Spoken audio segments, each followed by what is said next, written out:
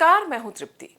Hamas फिलिस्तीन का वो आतंकी संगठन जिसने 7 अक्टूबर को इजराइल में घुसकर 1000 से ज्यादा निर्दोष नागरिकों का नरसंहार किया, मासूम बच्चों से बर्बरता की, इजरायली महिलाओं के साथ बलात्कार कर उनकी हत्या कर दी और सैकड़ों लोगों को बंधक बना के ले गए, जिसके विरोध में भारत ने इजराइल का साथ देने की घोषणा की। भारत में उसी आतंकी संगठन हमास के हिमायतियों की हिम्मत देखिए।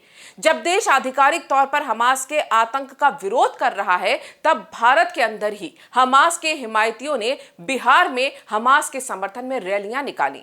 केरल में जमात इस्लामी की युवा शाखा सॉलिडेरिटी यूथ मूवमेंट के कार्यक्रम में हमास के नेता को आमंत्रित किया जाता है। इतना ही नहीं, कॉलेजेस में पढ़ रहे युवाओं को बरगलाने के लिए ओपी जिंदल कॉलेज में तो सेमिनार के तक आयोजित कर दिए गए, जहां हमास जैसे आतंकी संगठन का समर्थन किया गया और हिंदुत्व, हिंदू संस्कृति, आरएसएस और बीजेपी के खिलाफ जमकर जहर उगला गया।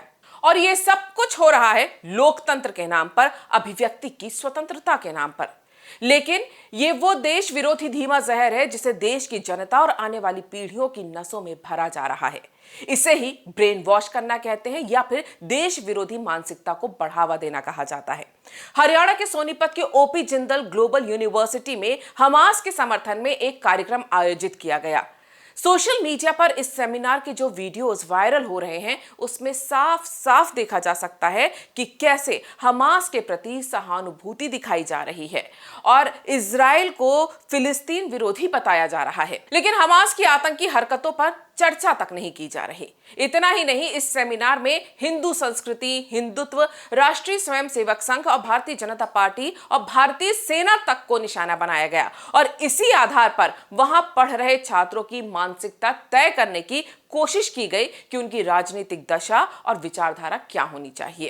पहले सुनिए ये वीडियो जिसमें स्पीकर इजराइल की चर्चा के बहाने पुलवामा पर हुए हमले के बाद सेना की कार्रवाई पर सवाल उठा रहा है। Selectively say that killing our soldiers is terrorism, but killing their soldiers is not terrorism. So when you have Pulwama and soldiers are killed over here, that's terrorism. But when you go and you arm a base and you have other people and all, that's not terrorism. इतना ही नहीं, हैरान करने वाली बात तो ये है कि इसी सेमिनार में आत्मघाती हमलावरों को क्लीन चिट देने की कोशिश भी की गई। सुनिए जरा हमास समर्थक सेमिनार में आत्मघाती हमलावरों को लेकर क्या कहा गया। But understand one thing about suicide bombing.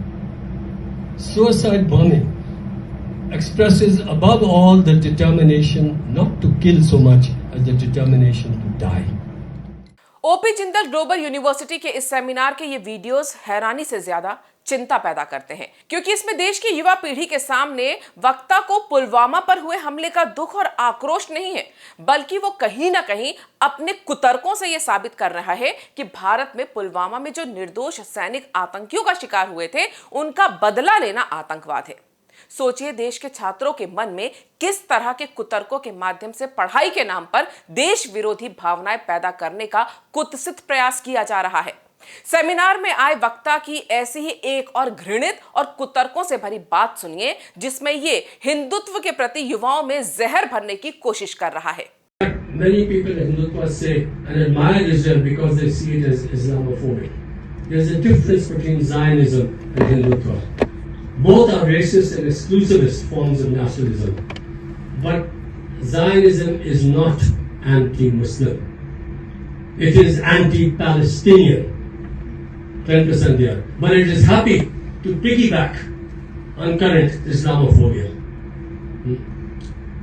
Hindutva is fundamentally and foundationally anti-Muslim and anti-Islamic. स्वाभाविक सा सवाल उठता है कि आखिर भारत की यूनिवर्सिटी में इस तरह के विचार व्यक्त करने वालों को जगह कैसे मिल जाती है।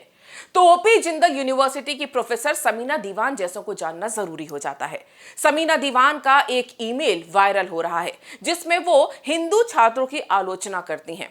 उन्हें इस बात से तकलीफ है कि आखिर भारत ने इजराइल को समर्थन क्यों दिया। उन्हें इस बात का भी मलाल है कि कॉलेज परिसरों में जय श्री राम के नारे क्यों लगाए जाते हैं। कमाल की बात है ना, जिस आतंकी संगठन हमास ने हजारों निर्दोषों की जान ले ली, उसके लिए समीना जैसे लोगों के दिल में सहानुभूति है, उनके सेमिनार में आए वक्ता उन सुसाइड बॉम्बर्स को जस्टिफाई करते हैं जो एक मजहब विशेष का नारा लगाकर खुद भी मरते हैं और अपने साथ कई निर्दोषों की जान ले लेते हैं। लेकिन इन्हें जय श्री राम के नारे से दिक्कत है जो हिंदुओं के मर्यादा पुरुषोत्तम राम की श्रद्धा में लगाए जाते हैं, ना कि सुसाइड बॉम्बर बनकर। हमास के हिमायती कॉलेजों के छात्रों में तो वैचारिक जहर घोल ही रहे हैं। सड़कों पर रैलियां निकालकर अपनी आतंक समर्थक सोच की नुमाइश भी करने वाले कम नहीं हैं। बिहार में कुछ नेता हमास के आतंकियों के समर्थन में रैली कर रहे हैं, कुछ नेता जुलूस निकाल रहे हैं, तो कुछ लोग सोशल मीडिया पर हमास की लड़ाई लड़ रहे हैं। यानी हमास के आतंक से बिहार का माहौल भी गर्म हो गया है। फिलिस्तीन के बहाने हमास के पक्ष में कसीदे पढ़े जा रहे हैं। अमौर के विधायक और AIMIM के प्रदेश अध्यक्ष अख्तरुल ईमान ने इजराइल के विरुद्ध एक जनसभा का आयोजन किया किशनगंज में।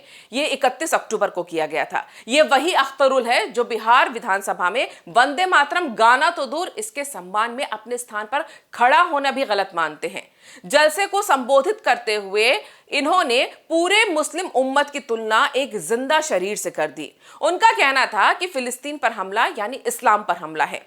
अपने भाषण में इन्होंने कभी भी हमास की ज्यादतियों का कोई उल्लेख नहीं किया। इन्होंने यहां के मुसलमानों को जिंदा कौम बनने की सलाह दी और इनडायरेक्टली ये कहा कि हमास के साथ वो भी खड़े हो जाएं।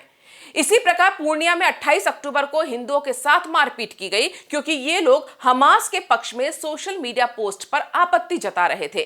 पूर्णिया का माहौल इस पूरे वाकये के बाद 2 दिन तक गर्म रहा।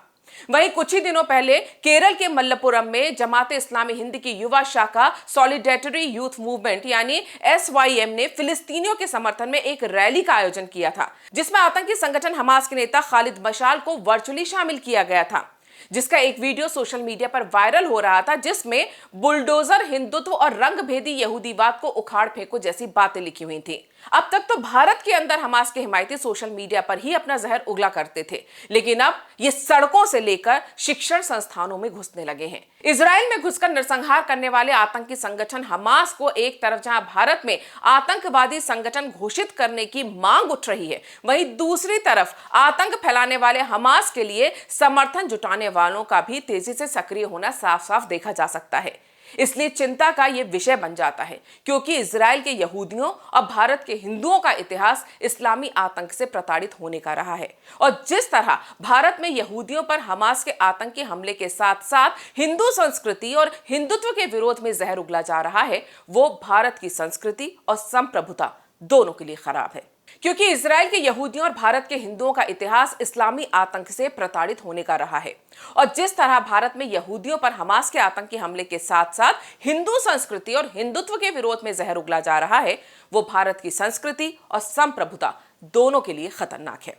अगर आपको हमारा ये वीडियो पसंद आया है तो इसे लाइक करें, शेयर करें और हमारे चैनल को सब्सक्राइब करें। धन्यवाद।